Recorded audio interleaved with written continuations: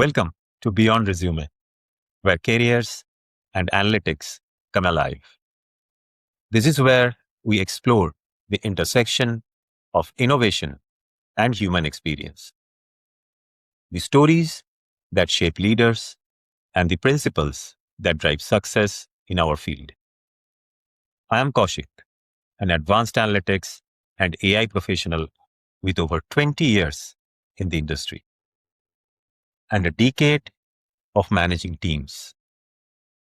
Today's guest calls himself a data scientist, an impact maker by using data and analytics. Now, that's not a title, that's a point of view. And it's one that has been earned across 25 years of building analytics organizations in some of the most demanding environments in the world: global banking, large retail chains, and one of India's largest conglomerates.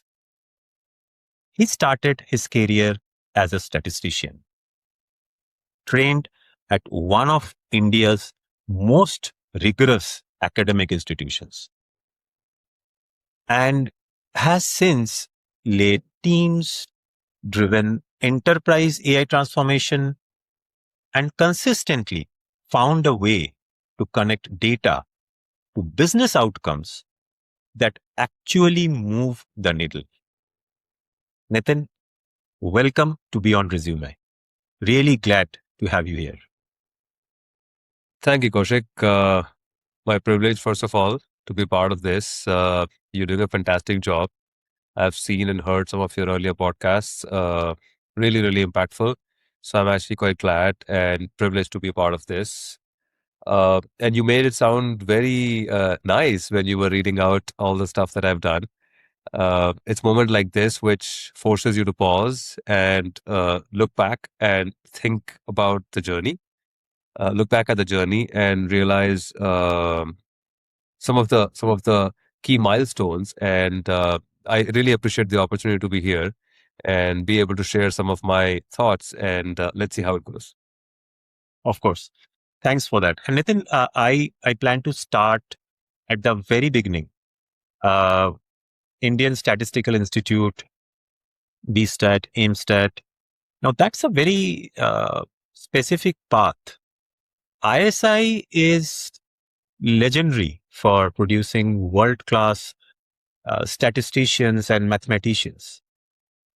What really drew you to ISI, and what was that experience like? Because that's not your typical engineering college path. It's much more rigorous, much more theoretical. Yeah. No, you're right. You're right in decoding what ISI is. And luckily for me, I didn't know exactly what ISI is before I landed up there. If I had known, and the way you describe it, I probably would have been scared off and would have stayed away. Hmm. But jokes apart, it just happened naturally. And looking back, 26 years ago, well, actually 31, when I landed up there, I feel it was one of the most pivotal moments of my life. There have been few, but that definitely was one of them. And it honestly wasn't part of a grand design. It was quite by chance, and that exactly is the reason why I call myself a data scientist by chance. Um, like all other students and young aspiring school kids at that time in the 90s, mid 90s, I was also vying for a seat at IIT or any other engineering institutes, because it was either you could become a doctor or you could become an engineer, right? Those are the really two viable career paths. Now, bio was something which was absolutely not really my cup of tea, so it had to be something to do with non-bio math and engineering. And I wasn't clearly as smart enough to really crack and get a very good rank and seat in the IITs. But ISI happened, and ISI happened again. Long story, not for this time and moment, but maybe another time where I can talk about how out of nowhere it just landed up as an opportunity, And I took that opportunity and wrote the exam and was fortunate enough to get through and be a part of that fantastic institute, an institute of great repute, which later I came to find more about. Those were also the times, if you know, back in 1995, there wasn't any internet. So one couldn't really go and do a Google search to find out what the institute is or what it is not. And one had to rely on the influence and the information that your worldview, which was shaped by the people around you, Yes. gave you. And again, I was fortunate enough to have some teachers in school who were aware of the institute and what it does. So that sort of led me to the institute. And to your point, very rigorous, very underpinned, and focus on the theory and the basics and the foundation on which a lot of statistics has actually grown, evolved, and has continued to be the foundation for a lot of things that we see today, be it data science, be it the ML, be it the AI, as things have evolved. And looking back, that's the reason why I say I've been quite fortunate, and that was one of the big pivotal moments, is because that that education there, that ability to think, the method of teaching, the method of evaluating the exams were not necessarily all about just rote learning and regurgitating the answers that one knew, but really about understanding the concepts and applying them to a wide and different scenarios was something which not at that time. Of course, it was quite arduous at that point of time, and one obviously had to figure out ways and mechanisms to do well in the exams, which I did like anybody else.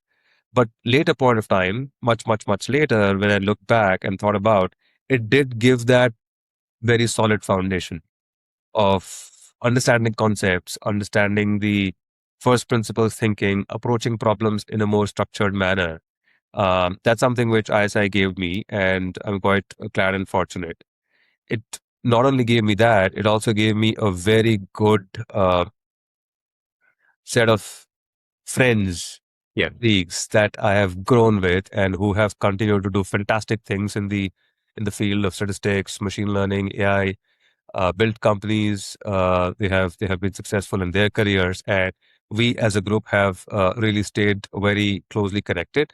Even today, we have WhatsApp groups where we talk about all and very varied set of topics, including whatnot. Politics, world events, even technical stuff, and it keeps you excited and motivated. And there is a whole lot of camaraderie. There's a whole lot of connectedness that we have in how each one is in a way inspiring the others, and we are all collectively doing fantastic things, and that's quite a journey. Even our seniors, while it's not one of the most spoken about communities, like IIT Alumni Association or community is very well spoken about. ISI probably is not as well spoken about, but it is a very small yet tight knit yet very close group. And seniors, juniors, there is a lot of sense of belongingness, and even without really big grand events like reunions and functions and whatnot, the group has continued to stay together. And yeah, it just, as I said, a long story, long answer to your very short question. Just happened, and happened for a very good reason. Now looking back, I can say that, and did give me a very good foundation, and did give me a few tips and tricks which have sort of stayed with me. No, that's I can totally resonate to it. I think, in fact, if I look at even modern days, some of the techniques that data scientists are using, be it LLM, uh, I believe that your background in statistics, and that too from ISI, um, I think that kind of is an added advantage for folks who comes from your background to understand uh, the backbone of those techniques which are popular these days. I believe that without those fundamentals, yes, people can still use those as a process that by following certain steps. But having that kind of a knowledge or in-depth understanding, what I have kind of, seen that comes to play when things break. When things are working perfect, then probably it's just a process. When things break, then you need that kind of a fundamental to course correct, to debug. So I can totally resonate it. One question out of curiosity, like Let me just give you an analogy for that. yeah, Almost like driving a car, and when the car is working perfectly fine, you don't even think about all the intricacy and the complexity of the engine and all the mechanics and the machinery behind the wheel. You just drive, and it's working fine, and it works great. But sometimes there is a indicator when you don't know what's going on, and take it to a workshop, and somebody who knows the mechanics can help you. Or if you know it, you can probably tinker around a little bit and fix the problem. So it's almost the same. I definitely don't think I'm one of the most experts because there are people around me, my seniors, my colleagues, and whoever. In fact, some of my juniors are doing some path breaking work in research, and that is really something which is really going to the depth of it and the core of it. I I think of myself more of an applied statistician. But to your analogy, when you were talking about it, that's exactly the thought that was coming in my mind. exactly. And you talked about the ISI alumnus. Recently, I saw a post on LinkedIn that probably there was alumni meet at ISI. As you mentioned, that it's not glorified in a way that probably a IIT alumnus meet does. That's a feedback. We need to do better. Yeah, it's not talked about as much as probably some of the other institutes are being talked about. Um, Nitin, one thing, going back to your experience or days in ISI, we have heard stories from engineering colleges. How was the experience as a student in ISI? Is it like all serious colleagues? Oh, They will just focus on study and that's no, it? no, no, no, no, no, no, no, no, no. It was not. No, yeah. I mean, one may think it's a very nerdy place, and people are only talking about the theorems and the proofs all the time. We did that. Not that we didn't do it. We did that. But we had all sorts of fun and fun. Uh, across a spectrum of really silly fun to something where even in fun, when we would have, we had a famous night Olympics. And one of the things that we had at the end of the night Olympics, which are a lot of games, physical games, running and whatnot through the night. And towards the end, there used to be a big, mega, quite dreaded treasure hunt where there were clues, and the clues were very, very, very cryptic with a lot of statistics and lateral thinking and a lot of very, very non-obvious ways of solving the problems embedded into it. That used to be the highlight of the day. So yeah, it was fun, but it was fun sometimes of quite a nerdy type. At the same time, we would have college fests. We had a college fest in our time, which was just song and dance and fun and sports. So yeah, it was just like any other college, but maybe with a slight twist. Of course, I can relate that to uh, like a bunch of statistical wizards. There was fun, but there was an intellectual element in that fun too. As you mentioned, the treasure hunt that involves those, Yes. rules based on stats or maths that someone needs to crack. No, that's very exciting. Yeah, very exciting. Uh, Nitin, let's now talk about your 25 years of journey in this field. Uh, over these years, you have moved across multiple organizations, like as I mentioned that consulting or analytic vendors, GCCs. Each time, uh, stepping up in scope and responsibility. But what I'm curious about is maybe a moment where you faced something really difficult, maybe a transformation Sure. that almost didn't work, or a time when you had to fundamentally change your approach to analytics leadership. Now, what's a challenge that really shaped how you think about this work?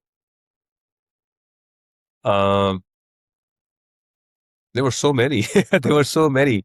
Uh, Almost every project, almost every big initiative that you run or that I ran had its own set of surprises that it threw back at me. Uh, but over a period of time, after a few of those, I could see a pattern. And the pattern really was that the going in hypothesis is that you have to solve the problem with the technically most advanced and elegant solution. That was Right. my belief as well, right from early on. Give a problem, you tend to go to the technicalities of it and come back with a very elegant solution. And you need to do that absolutely because you don't want to cut corners and you want to come back with the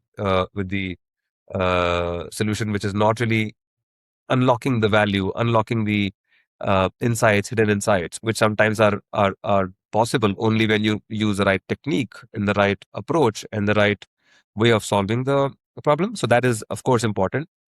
But I think that's necessary, but not sufficient.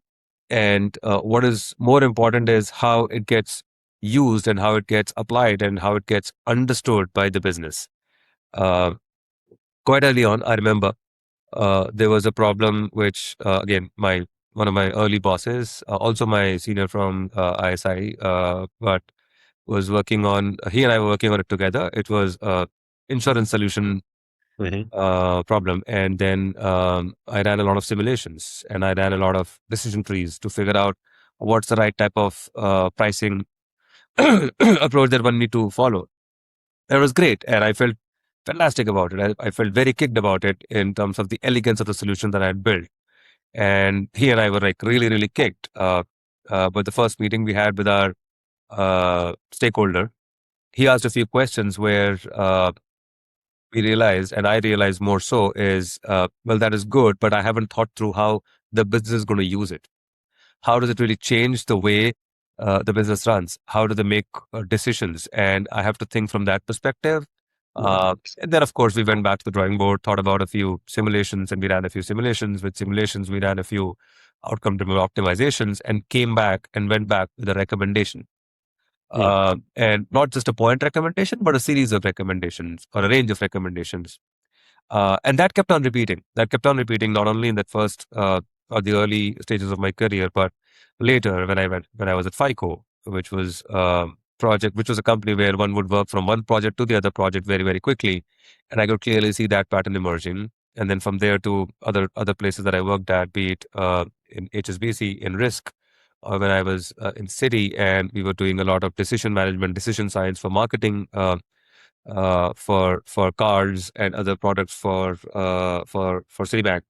That was something which continued to evolve, and it just made me uh, become more aware that you don't have to do it always as a post facto. You need to do that as pre-thinking, as you come up with a problem, you are faced with a situation, business situation.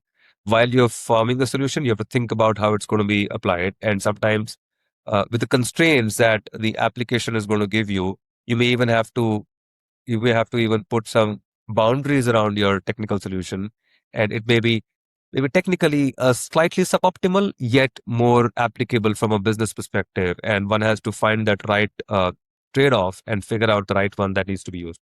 So that one was one specific example that I gave you, but there has been a series of those where then that emerged and became the pattern. And that sort of became my big takeaway. The meta takeaway for me was how do you not always only think about the technical aspect of it? It's required, necessary, but not sufficient. The sufficiency comes in with the business application and the understanding and how you communicate. How do you make the users, the decision makers, understand that?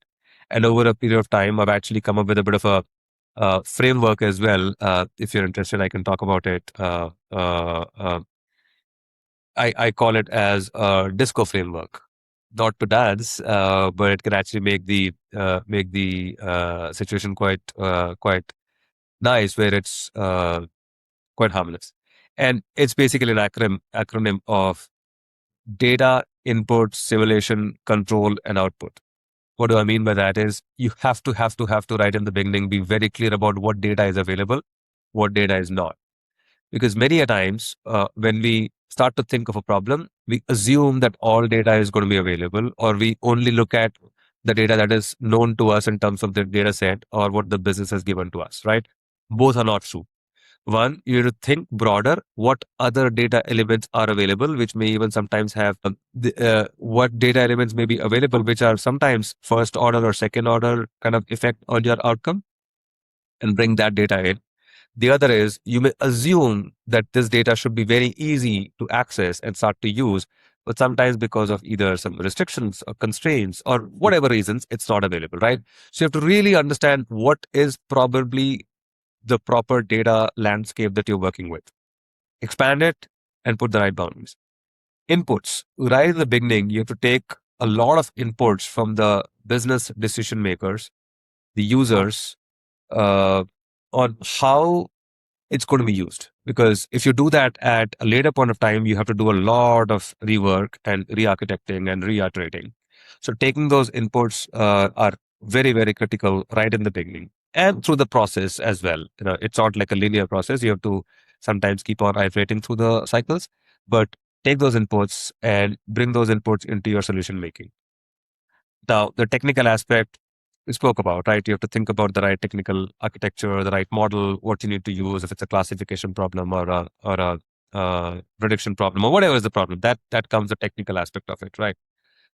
Once you've built that, it's rarely ever that you go back with one solution, and that solution is the only solution the business feels is the right thing and would accept and would move on and happily like, yeah, great job, guys, and then give you all the kudos. There's going to be questions, and to answer those questions, you basically have to simulate.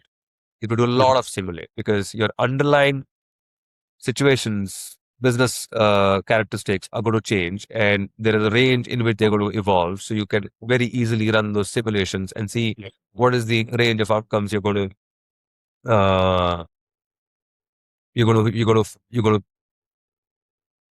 encounter, right? And when you encounter those, how are you going to decide those situations, the optimal decisions? And when you hand over because ultimately you are not the user of the solution that you build, it's somebody else. It's Yes. a different team, or it's somebody who's going to be the ultimate user. When you hand that solution over, always give controls. Like think about the great products that we like using. When we get a phone, it's highly optimized for what it works, but you always have controls. You always have the settings option. You always have the ability to go and tweak around.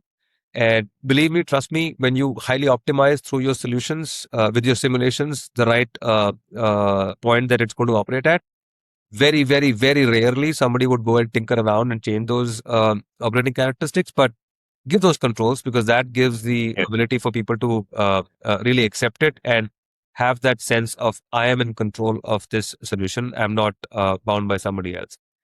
And then after it's deployed, you have to be very clear about the output that it is generating, and measure the outcomes and measure the output. So that framework is something which, over a period of time, I sort of discovered and made my mental framework around it. Is get this disco framework, and that generally seems to be to have worked quite well. That's very helpful. In fact, the way you simplified this into such a framework is, and for me now, it will be very easy to follow.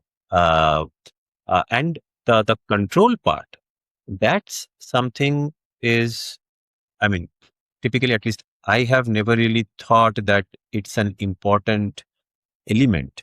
But now that the way you explained that why it is important, an analogy of the products that we are using as an individual, now that makes a lot of sense. So I believe that at least I am, when next time going to propose any solution, I'm certainly going to keep the control part in at my end, because that will, I believe, drive more acceptance. Yeah.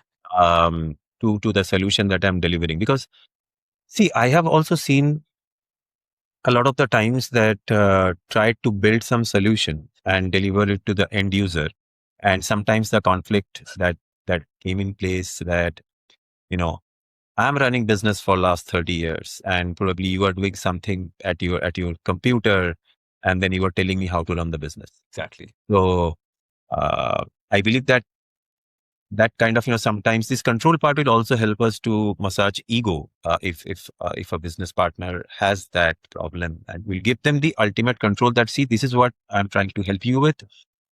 End of the day, the levers are at your end. Whatever works best for you, that's how you can do that. Maybe that gives me an idea. I need to patent this framework, right? You should, because this is like one of those patented consultancy framework that we all refer. So this is one of them. Yeah, yeah. But one thing that I wanted to check with you as a connected question. Now, like people who comes from a hard skill background, and mostly hard skill background people are in data science field. Maybe a few MBAs are in this field, but mostly they are engineers or statistician, econometrician.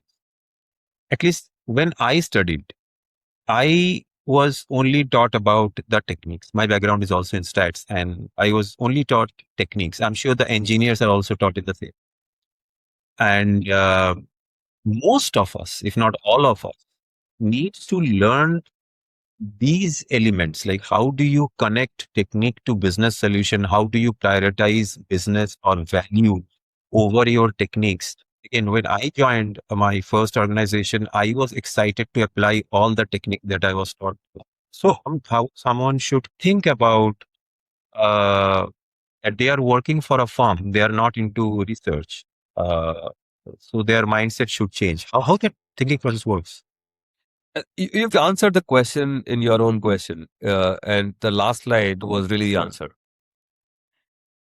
See, if people have made a choice, that technical field, like even when I was in ISI, for most of our senior batches, it was generally 80%, 90% would just go for research.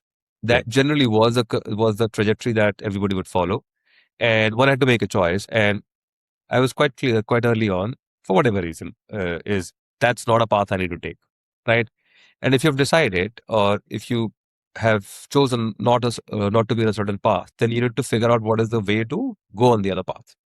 Because if you're in research, it's a different type of skill that you are developing, and you are not necessarily encumbered to think about the business application.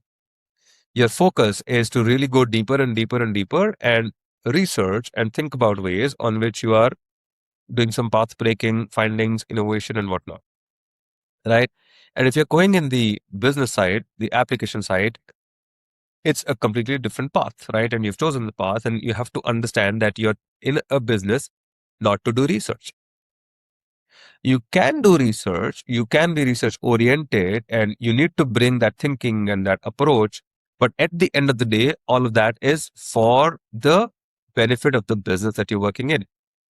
And I do come across a lot of young talent who are a little bit more uh, disillusioned at times. Is like, oh, I'm not getting to work on the latest and the greatest technology and the technique, and I'm not challenged intellectually. Well, of course, there is, of course, the opportunity that the organization also needs to give. Yet at the same time, for a business or for an organization, the topmost and more important priority is business impact, not necessarily giving the most challenging problem for somebody to work on research on, right? So there's a clear path that one has to choose, and when you've chosen the path, you have to figure out what is the things that you need to have uh, to make it work. And for that, one has to understand how the business works, how the decisions are made, and how whatever we are producing as an output is valuable to the business, right?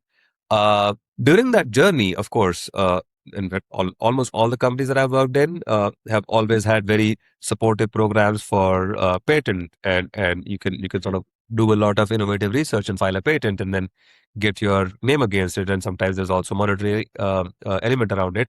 I've never been fascinated. I don't really have any patent to my name. Although sometimes, as we were talking, I realized maybe there would have been some great ideas which I could have patented, but I never cared for it, right? Uh, nothing wrong with that. But at the same time, your core job, the reason why you're employed in that organization is, unless it's also a research organization or team Yeah. within that organization, right? So one has to figure out what is the objective of your job. Are you Mm. researching in a university, in a lab, or on your own, or in a lab within an organization, or you are applied. And Hmm. according to that, you have to figure out and then figure out the ways and mechanics to learn about the business and what's the tricks of the trade. And one has to also not be feel so lost. Like I would have been lost. I wouldn't really have known all of these things if I didn't really have the people around me to give me those insights. And one has to be a learner, and we say learner for life. For life is not only about learning more technical knowledge. Yeah. That is also important. That is also important because the way the field of technology is changing and the techniques are becoming newer and more powerful, one has to, of course, be aware of that. But one has to also keep on learning about the ways of working, Hmm. the ways of conducting yourself, the ways the organization expects you to. And there are people around you who are always giving you that information. One has to be um, um recipi- uh, in the receiving mode and be then be seeking that information and absorbing it. So that's how my experience has been, and that's how I would give the advice to anybody starting their career early on or in their mid career as well is reach out, talk to people, learn from their experiences, but make it your own and make it your own uh, framework that works for you. Need not necessarily be the exact same framework that's work for somebody else. That really helps. That mindset change is needed, and as I could understand, that might not come naturally. So it's better to check with someone who has spent in that industry for 10 years to understand that how their mindset has changed over time. If they can get that idea or knowledge at the very initial phase, the transition for them will be faster. And they don't have to wait for 10 years. Yeah. Yeah. And observing, I think observing people, observing your environment, observing other people is very, very critical. Absolutely. Observing with an open mind that, and at least giving a benefit of doubt to someone who has spent 10 years, 20 years in the industry successfully. So if they're doing something different than what you think, at least it's worth checking. Why? Exactly. Exactly. Great. Now, talking about something technical, uh, I wanted to share that something that I have been seeing across enterprises, like generative AI seems to be winning on the bottom line, like cost savings, efficiency, automation. Uh, but I am not seeing, at least the articles or the areas that I have seen, at least real use cases, not only POCs. The generative AI has been struggling to drive a top line like revenue growth or new product innovation, customer acquisition, portfolio rebalancing. Now, from your experience building organizations across banking and finance, retail, manufacturing, uh, first of all, do you also think this is a right observation? And if yes, then why do you think that generative AI is more successful at driving cost reduction than revenue generation? And is this a permanent characteristic of generative AI, or this is just a reflection of where we are in the maturity curve? It is the latter. It is where we are at the maturity curve.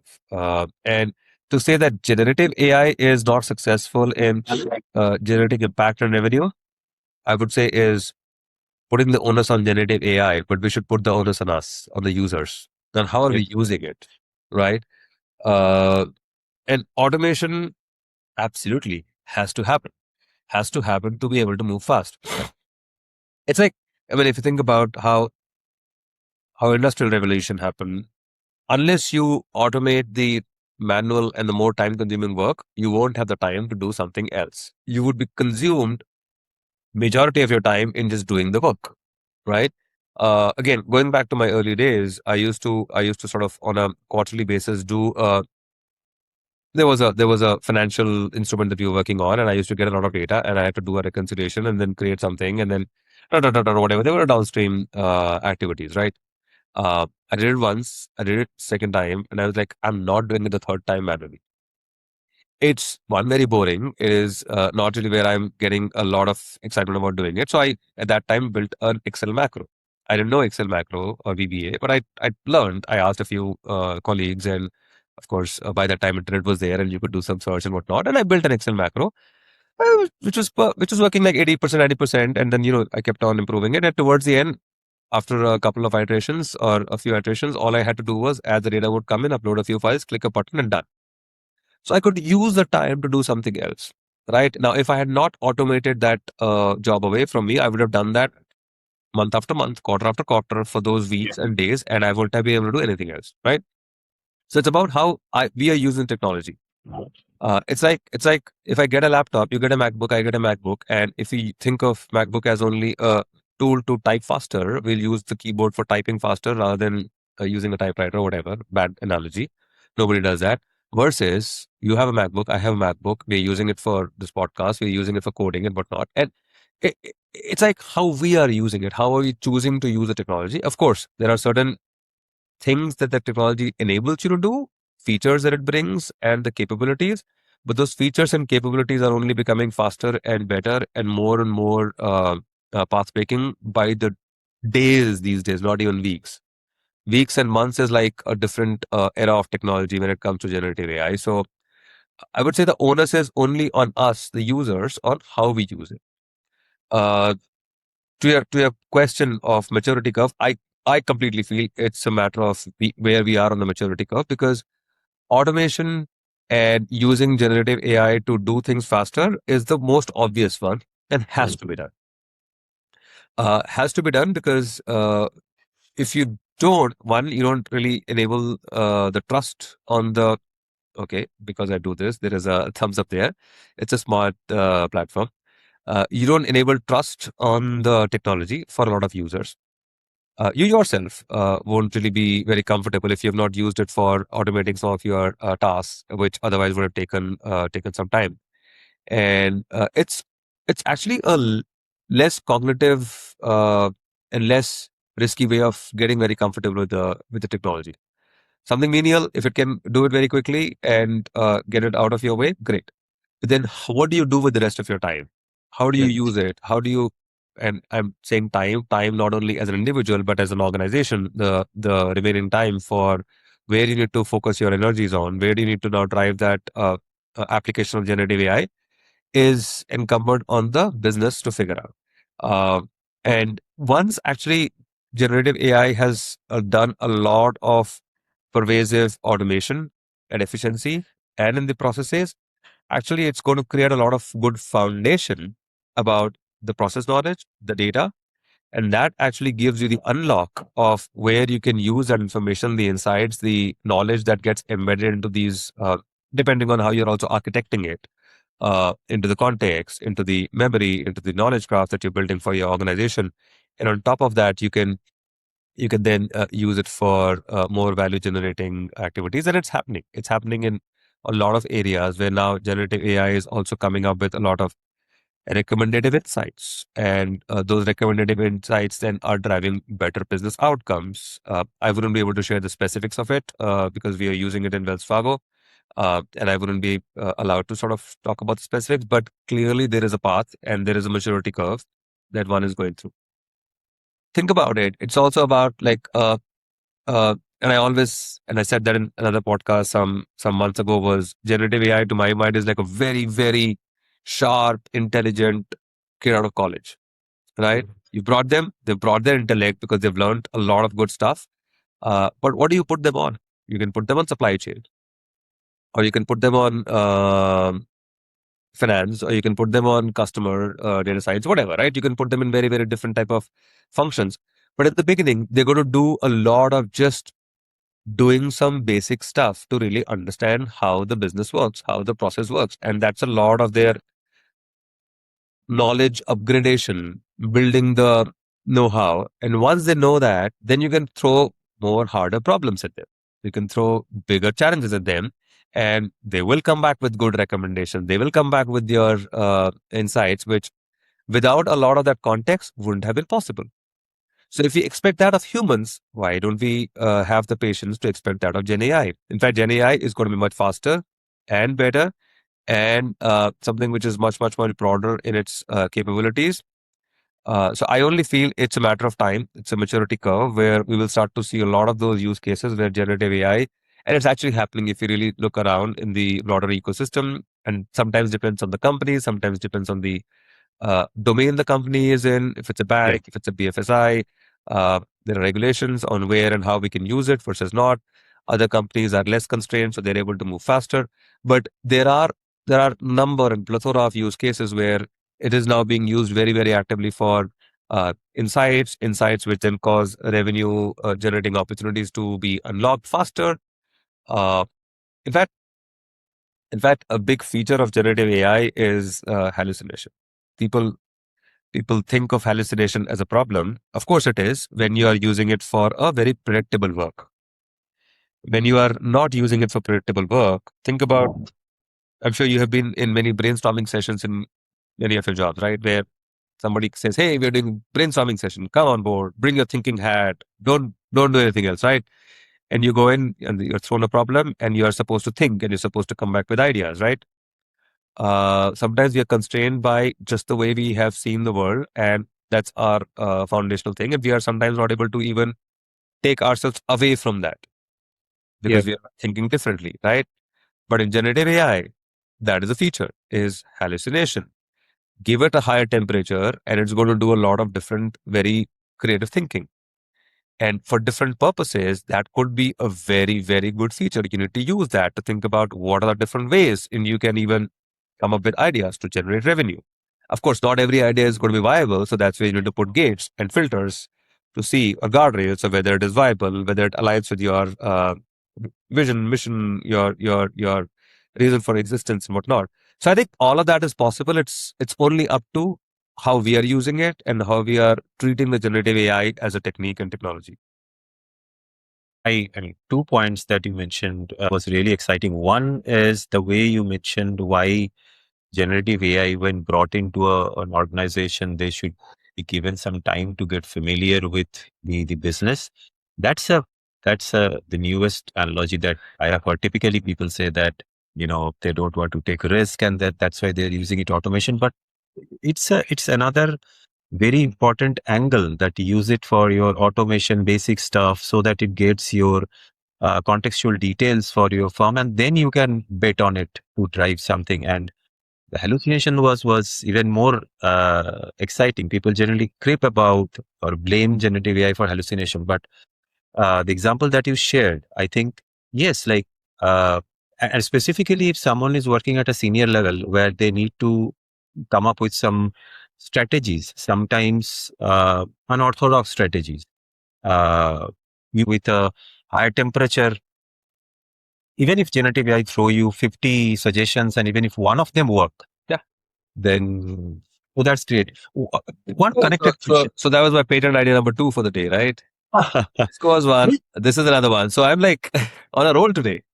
I know. I think your patent should be that you're the only person in this world who supports hallucination. No, I'm clearly not the only one. I'm sure there are so many people who are doing that. Yeah. One, what another kind of question though, and that's what is coming out from some of the articles, and it's going back to automation only. We are trying to drive automation. I understand that it's to free up time so that you can focus on something bigger, strategic. But uh, I mean, AI or generative AI, using generative AI is also kind of extremely costly affair. Like, Yeah.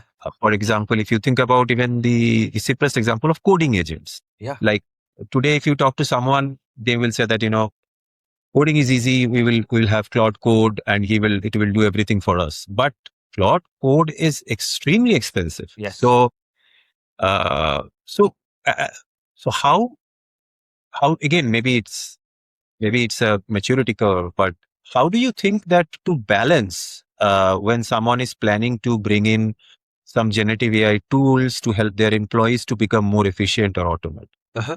Yeah. No, I get it. Uh, and it's a problem, which is, of course, you pick up any newspaper, today's newspaper. There's this. I think yesterday it happened. Like one company just blew up like about $500 million of their token cost, and then yeah, so crazy stuff is happening. But that's also because it's like there are two ways to think about it, and there are two analogies that are popping up in my mind.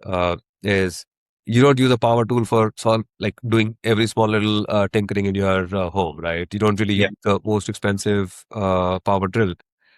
Use the right tools for the right work, the right job. Or think about it: if you're putting together a team, are you going to hire? Let's say if you have to hire 20 people, are you going to hire 20 PhDs to make a team, or 20 CEOs who are high paying, very costly for every single job? No, you will need to have one CEO, Yeah. the high paying executive, or the uh, PhD or whoever researcher who's going to be the head of the organization. But you're going to build an organizational pyramid, right? Some people who he or she is going to direct, and other people who they are going to have some more sort of activities. And I'm not propagating a certain hierarchical structure or managerial structure, but I'm saying generally you need to have the right skills, the right experience, the right cost economics for doing the job that you're expecting them to do. It's the same with models and agents, right? You don't need to. And today, given that until now a lot of the model usage was highly subsidized, and the economics of how the frontier labs were making it available to us. For everything, we would go to the uh, generally the most expensive model because we would want to get the best answer. Of course, the companies at their end were doing a lot of optimization to route the query that you and I give to their most optimal model to that, so that they are managing the cost. But it's also becoming to a point where the token maximization, the token maxing behavior is just completely taking going through the roof. So there is that need to, even as a user, even as an organization, be very cognizant of where are we going to use the tokens or the set of models, and which model for what type of job. So hence for everything, like you have to be very thoughtful about using these things, and with that thought, with that proper architecting, with that proper architecture, build a solution, build a harness on which your AI solutions are going to run, evolve, and going to mature. Uh, of course, you and I cannot control how the pricing of the models are going to be, and the pricing is, of course, controlled by the companies. But companies are also dependent on the overall usage, the energy cost, and whatnot. So there are a lot of dynamics to it. But whatever is in our control is how do we optimize the right query channeling to the right models, the use of the right substructures. Don't make the agent solve a problem that is as large that it sort of becomes very, very bloated. The context window grows, all of that stuff happens. So I think one has to be really, very thoughtful about how are we architecting the solution and the harness on which your solution is going to be quite optimally working, and fine tune that, not the model, but fine tune your architecture and use it for the fit for purpose. So don't take your Ferrari out for grocery shopping every time. So there has to be someone who is maybe a an individual or a committee who should kind of always be at a decision making and guiding that. There has to be cost governance. There has to be cost governance. Makes sense. Now, uh, talking about some of the human element, when I see in your profile, on one hand, you are an MD, you lead large teams. You're also on a university board of studies. On the other hand, I see that you, as you mentioned, that you call yourself analyst at heart Yeah. and post detailed breakdowns of hope architecture and generative AI pilot failures. How do you reconcile those two identities, like the executive and the analyst? Do they have conflict? Um, I don't think there is a need for reconciliation. They are just the different dimensions of how a leader of today is expected to be operating. And you cannot just be a strategy guy without understanding the technical aspects of it. You can't just be a technical. We spoke about a nerd who's about researching without really thinking about the business. So there has to be the balance, and that's something which over the years I've sort of tried to do is continue to focus, continue to understand how the technology is evolving, techniques are taking shape. And I'm not a researcher, so I don't really work on the cutting edge. But when something cutting edge comes out, I need to try to understand that. And that generally has been my approach: is understand the intuition behind the algorithms Hmm. and put them into your mental framework, put them into your mental models, so that you can use the right architecture technology for the right sort of use cases. Of course, you cannot remember all the models, all the techniques. Of course, you can always go back to the internet or to the literature to figure out what's the right one to use. But you have to understand the intuition. And for me, I think of myself as a intuitive thinker and learner. I have to build an intuition around something to really get comfortable with that. Otherwise, it's a very dry way of learning it. And that's something which I try to do from time to time, is like understand what's changing, what's evolving, but then bring that back to an intuitive way of understanding, and then use it for application. For the application, you sort of need to understand the business, and then, uh, as you said, the titles of what the titles are doesn't matter. But ultimately, if you're leading a large team, you also have to make sure that you are enabling them and giving them the scale by sort of building systems, by building ways of working. All the framework that I'm talking about, I try to do that in how the teams work. When I was simply sitting down with them, reviewing their work or giving them some inputs and thoughts, I try to not just think only about one dimension. I try to understand about what business problem are we solving, how are you solving it, have you thought about it in multiple ways. It's also my way of learning, because I cannot be in all the projects, I cannot be doing all the things, but it's just my way of figuring it out and understanding what's going on. And that has helped me sort of stay relevant and sharp in understanding what's going on in the industry. And I enjoy that. So I don't really see that as a conflict that I need to resolve. I think, if anything, I need to probably continue to enhance each of these dimensions and bring the bring the frontier of the envelope and make it even larger. I totally agree that this is the best practice, but I rarely see this being followed because I believe it's difficult. How do you kind of, so that's why It, I'm sure that, it's quite simple. All I generally I approach things with a lot of open mind and in curiosity and intellectual humility. Like, I know that I don't know everything, and I'm going to ask questions, and I'm going to ask questions on why have you done something and why is it like this, and I'm not asking them to put anybody down. So whenever I sit down with my teams as well, and think now teams are quite used to the way I sort of look at the work, and I tend to ask a lot of why questions. Why have you done it? Why have you done it? Have you thought about it this way? And it's not necessarily about critiquing them. It's my way of learning.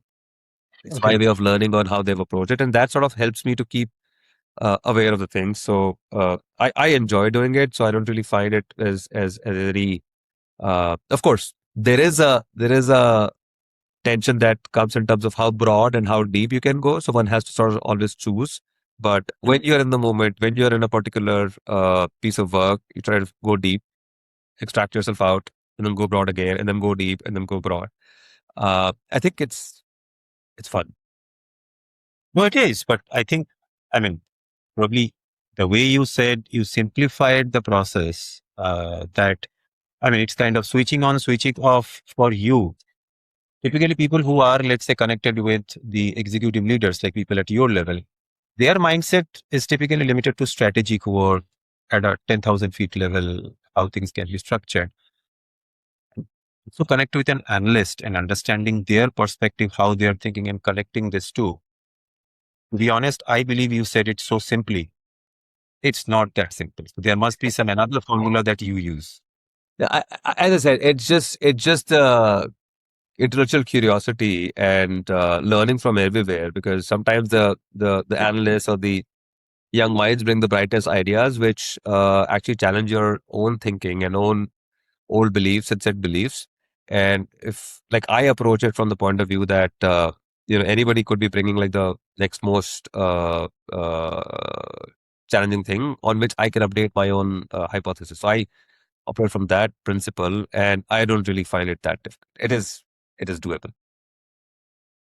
Great. I think this is a great learning for someone who is maybe in 5 years down the line would be at your level, that how they can start connecting with both the side of the story and just not be skewed towards one side. No, that's a great insight, Nitin. Next, we move on to some quick questions, right? Light ground questions. So I will have some daily quick questions for you, and I will request just say what comes to your mind. Okay. All right. All right. So if the first question is that if you want an analytics leader, if something like a data statistics never existed, what do you think you would be doing? Like, what's the alternate universe version of Nitin Sareen? Ah, that's a difficult one. Alternate universe. I'll probably need to use GenAI to go the hallucination route and figure out. But alternate version, maybe I think the way I described it, I could be coaching people, or the way you are reflecting it to me. I'm thinking, what I do things naturally without thinking probably are something that could be worth sharing more knowledge with. So I could probably be a strategic coach. I don't know. I'm just saying it, just whatever popped up in my mind. Absolutely. Absolutely. No, definitely. I think in 1 hour you kind of shared at least three patent worthy. So certainly being a strategic coach totally Or makes maybe I sense. should have been patenting in a parallel universe. I should have been patenting more. Absolutely. All right. The second one, your LinkedIn posts, like as at least what I have seen, are incredibly precise for someone at your level. Uh, like you have been kind of looking into the granular details, and in fact that also came out in our conversation about generative AI. You have called out some of the methodological flaws in reports, so that the level of rigor, again I would reiterate, is rare at your level. Where does that come from? Is it driven by continuous learning, or something else that keeps you always connected to that grassroots level? Um, I would actually attribute to two of the things. One is, of course, continuously learning and thinking that, like, one has to be intellectually humble, right? One should not think that you know it all. So to keep on constantly updating your knowledge, that's super important, and I do that. The other is, I feel like what I said in the beginning is going back to how the foundational elements were set back in the days in ISI, were quite formative, and that I'm sure has given me that first principle thinking approach, that deconstructing the problem, which Hmm. seems to be sort of working and yielding the results. Maybe that was time the foundation was being built, not knowingly, but now I'm seemingly reaping the benefits of that foundation. Got it. Third one is you have built teams, analytical teams across finance, retail, manufacturing.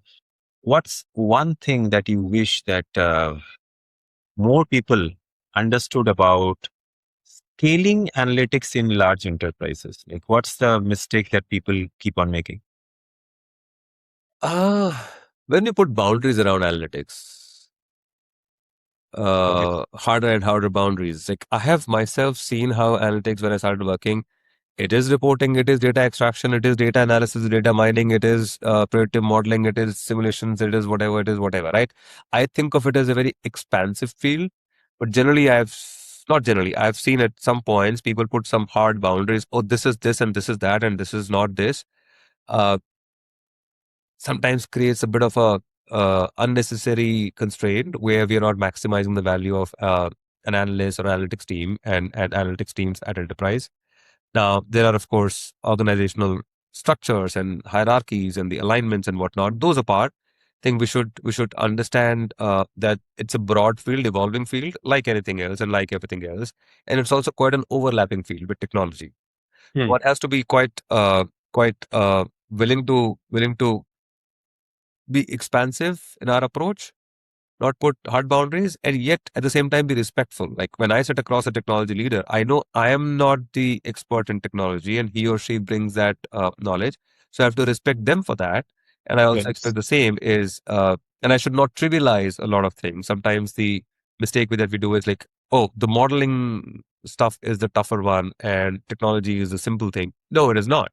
The right architecture for the technology is super critical. And sometimes I have seen the reciprocal of that is, oh, technology is everything, and how you architect and build it, engineer it, and AI ML is just trivial. None of that is true. So neither of the thoughts are true. One has to be respectful and bring it to a point where you are bringing the best and bringing the expertise to the table in the right way, and then bring them to the union in a collaborative way. Absolutely. Mutual respect is something which is important. Um, okay, the next one. You participated in a reverse mentoring program, learning from young talent. Now, if we flip that around, if a 25-year-old version of you, let's say from year 2000, Okay. should to reverse mentor you today, Oh. do you think he would tell you that you have forgotten or lost along the way? uh, maybe the fun of treasure hunt or solving problems or solving puzzles or so yeah, that I think that younger me would probably tell me that. It would also tell me as I was growing up, there were times when I would not be as attentive. Mm. So listen more uh, and learn more. Maybe yeah, those could be a few things, and give less gyan. uh, but yeah, maybe those could be a few things younger me would tell me today. Okay, As my great. son, sometimes my son tells me that, so maybe that's a good reflection. Absolutely. Now, the last one on this lightning round, because we have talked about a lot about analytics, AI, transformation. Uh, now, but when you are not really thinking about generative AI pilots or analytics, what do you do? Like, what's a part of your life that has nothing to do with data and analytics?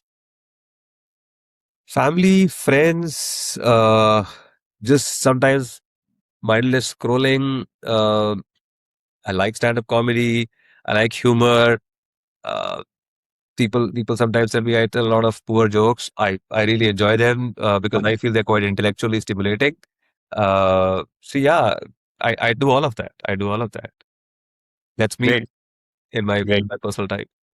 So humor is something that kind of excites you the most. It does. It does. Great, great. All right, Nitin, this has been a really rich conversation. But Thank you. before we wrap up, I want to ask you one final question. You work with young data scientists, analysts, you have built teams, mentored people, you have seen careers evolve. If there is someone listening who is early in their analytics career, or maybe they are trying to figure out how to move from being a strong individual contributor to leading analytics at scale at some time, what would you want them to know? Build teams with people who you think are stronger than you, smarter than you, and respect them for that. Um, and and have that respect. Have that respect. Have that intellectual humility. Have that thing. You may be senior, doesn't mean that you know more than the other people. So don't really always have that weighing down thought process. And just make it fun. Just take yourself less seriously. Make it fun. Enjoy with people. Younger, your peer group, older. Uh, I think that has helped for me. That has worked for me, is what I feel. So I'm sure that can work for somebody else. Great. Thank you so much, Nitin. And to everyone listening, thank you for joining us on Beyond Resume. Until next time, keep learning, keep connecting, and remember, your career is more than what's on your resume. Thank you, Kaushik.